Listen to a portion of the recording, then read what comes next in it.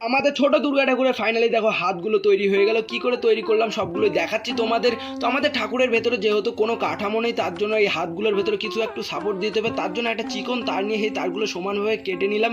তো কাটার পরে এগুলোই হবে ঠাকুরের হাতের সাপোর্ট। তো হাতগুলো তৈরি করার জন্য দেখো এখানে মাটি নেওয়ার পরে ভালোভাবে একটা যেরকম আঙুল তৈরি হয় ঠিক সেরকমভাবেই একটা হাত তৈরি হবে, কারণ আমাদের ঠাকুরটা খুবই ছোট, তার জন্য একটা আঙুলের মতো করে একটা ছোট ছোট করে হাত তৈরি করা হচ্ছে। দেখো হাতগুলো এরকমভাবে হবে আর 10টা তৈরি করতে হবে। দেখো এখানে তৈরি করছে বাবা আর আমি ভিডিও বানাচ্ছি। এখানে তৈরি হয়ে গেল কতগুলো দেখো।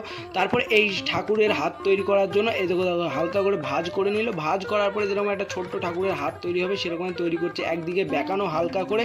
তো বেঁকানোটার কারণ হচ্ছে মা দুর্গা তো ত্রিশূল ধরে থাকবে, তার জন্য বেঁকানো বেঁকানো করছে। তোমরা দেখলেই বুঝতে পারবে। দেখো ভালোভাবে আগে হাতটা তৈরি করে নিল।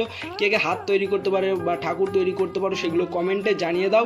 তো এখানে দেখো ভালোভাবে আগে সেই তারগুলোকে লাগিয়ে নিয়ে আসলো ঠাকুরের পিছনে, এইগুলোতে হাতগুলোকে গোজা হবে। তো দেখো এখানে ভালোভাবে আগে 10টা লাগানো হয়ে গেল। তারপরে একটা ছোট্ট হাত লাগিয়ে দিলাম। তো হাতটাকে ভালোভাবে ফিনিশিং টাচ দিতে হবে। দেখো ভালোভাবে ফিনিশিং টাচ দিচ্ছে বাবা। তো কেমন লাগছে একটু কমেন্টে জানিয়ে দাও। এরপরে পরপর 10টা হাতগুলো লাগিয়ে দেবো। দেখো একটা হাত তো ফিনিশিং টাচ দেওয়া হয়ে গেল ভালোভাবে। তো আর একটা লাগানো হচ্ছে। দেখো এখানে আর একটাও লাগানো হয়ে গেল। তো লাগানোর পর এটাকেও ভালোভাবে ফিনিশিং টাচ দিতে হবে। তারপর পেছনেরগুলো তৈরি করবে। তো একটা কথা বলে নিচ্ছি, নেক্সট ভিডিওতে আমরা তৈরি করব এই দুর্গা ঠাকুরের সিংহটা। তো নেক্সট ভিডিও দেখার জন্য সবাই আগে সাবস্ক্রাইব করো। আর এই দুর্গা ঠাকুরটাকে কেমন লাগছে একটু কমেন্টে জানিয়ে দাও।